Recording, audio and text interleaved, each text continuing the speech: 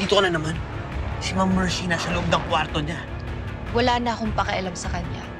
At huwag mong kakalimutan may karapatan din ako sa mansyon. May karapatan din ako kay Judge. Bagong sikreto ang malalantad. Sino ka? Mas mahina. Si Judge na magkwento sa'yo. Ilang sekreto bang tinatago niya sa akin?